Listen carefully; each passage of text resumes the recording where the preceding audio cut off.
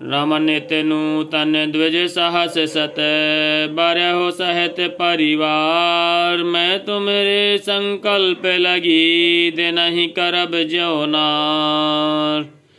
नित्य नए 1,00,000 ब्राह्मणों को कुटुंब सहित निमंत्रण करना। मैं तुम्हारे संकल्प के काल अर्थात 1 वर्ष 1 प्रतिदिन भोजन बना दिया करूँगा। श्री राम।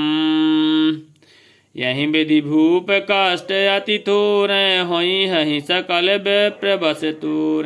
करी हही विप्र होम मख सेवा तही प्रसंग सहज ही बस देवा। हे राजन, इस प्रकार बहुत ही थोड़े परिश्रम से सब ब्राह्मण तुम्हारे वश में हो जाएंगे। ब्राह्मण हवन यज्ञ और सेवा पूजा करेंगे तो उस प्रसंग संबंध से देवता भी सहज ही वश में हो जाएंगे। श्री राम। और एक तो ही काहूँ लखाऊ मैं यही वेश न आया हूँ काऊ। तुम्हारे उपरोहित कहूँ राया हरियाणव मैं करी निज माया। मैं एक और पहचान तुमको बताए देता हूँ कि मैं इस रूप में कभी नहीं आऊँगा। हे राजन, मैं अपनी माया से तुम्हारे पुरोहित को हर लाऊंगा। तप बल तही कर आप समाना रखी हूँ यहाँ बरस परवाना। मैं धरिता सुबेश सुन राजा सब विधि तोर समारव काजा। तप के बल से उसे 1 वर्ष तक अपना रूप बना करके यहाँ रखूंगा और मैं उसका रूप बनाकर तुम्हारा काम सिद्ध करूंगा। श्री राम।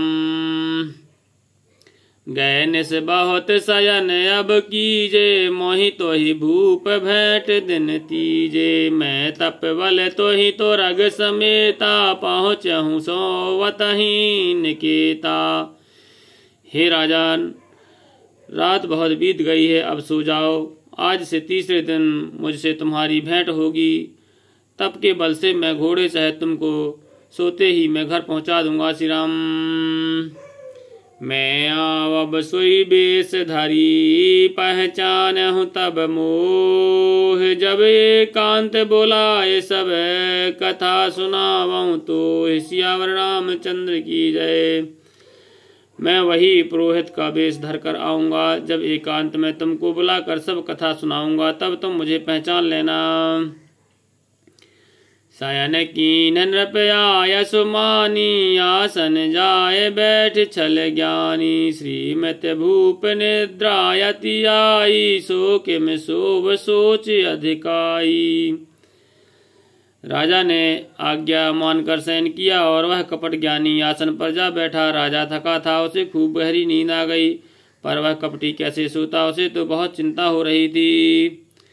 काल की तूने से चरता है आवा जही सूकर होई नृपहि भुलावा। परम मैत्र तापस नृप के राजा नहीं सोवती कपट घनेरा। उसी समय वहां काल केतु राक्षस आया जिसने सुअर का वेश रखकर राजा को भटकाया था। वह तपस्वी राजा का बड़ा मित्र था और खूब छल प्रपंच जानता था। तही के सत सुत अरु 10 भाई खल अति अजय देव दुखदाई। प्रथम ही भूप समर सब मारे में प्रसंत स्वर देखी दुखारे।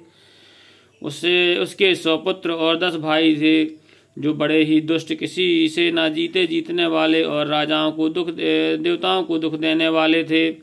ब्राह्मणों, संतों और देवताओं को दुखी देखकर राजा ने उन सबको पहले ही युद्ध में मार डाला था। श्री राम।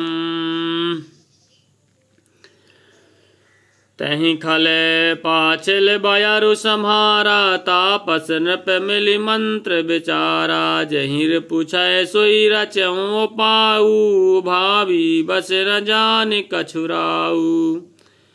उस दुष्ट ने पिछला और यह बैर याद करके तपस्वी राजा से मिलकर सलाह विचारी, षड्यंत्र किया और जिस प्रकार शत्रु का नाश हो वही उपाय रचा। भावी बस राजा प्रताप भानु कुछ भी ना समझ सका। श्री राम। रिपु तेजसी अकेले अपी लघु कर गनय न ताहु। वजहु देत दुख रवि सही सिर अवशेषित राहु। सियावर रामचंद्र की जय। तेजस्वी शत्रु अकेला भी हो तो भी उसे छोटा नहीं समझना चाहिए। जिसका सिर मात्र बचा था वह राशि आज तक सूर्य चंद्रमा को दुख देता है। श्री राम। तापस नृप निज सखहि निहारी, हरस मिले उठ भयउ सुखारी। मित्र ही कहे सब कथा सुनाई, जातु धान बोला सुख पाई। तपस्वी राजा अपने मित्र को देख प्रसन्न होकर उठकर मिला और सुखी हुआ। उसने मित्र की सब कथा कह सुनाई। तब राक्षस आनंदित होकर बोला, अब साध्यं रिपु सुनहु नरेशा, जो तुम कीन मोर उपदेशा। परिहर सोच रहा तुम सोई, बिनु औषध व्याधि विधि खोई। हे राजन सुनो, जब तुमने मेरे कहने के अनुसार इतना काम कर लिया है, तो अब मैंने शत्रु को काबू में कर लिया। समझो तुम अब चिंता त्याग सो रहो। विधाता ने बिना ही दवा के रोग दूर कर दिया। श्री राम। कुल समेत रिपु मूल बहाई, चौथे दिवस मिलब में आई। तापस नृपहि बहुत परतोषी, चला महाकपटी अति रोषी। कुल सहित शत्रु को जड़ मूल से उखाड़ बहाकर आज से चौथे दिन में तुमसे आ मिलूंगा। इस प्रकार तपस्वी राजा को खूब दिलासा देकर वह महामायावी और अत्यंत क्रोधी राक्षस चला। श्री राम। भानु प्रताप ही बाजी समेता, पहुँचाया सुछन माज निकेता। नृपहि नार पहि शयन कराई, और हाय ग्रह बांध से बाज बनाई। उसने प्रताप भानु राजा को घोड़े से क्षण भर में घर पहुंचा दिया। राजा को रानी के पास सुलाकर घोड़े को अच्छी तरह से घुड़साल में बांध दिया। श्री राम। राजा के उपरोहित ही हरि ले गया बहुर, ले राक्षस गिरि खोह माया करे अति मोर। सियावर रामचंद्र की जय।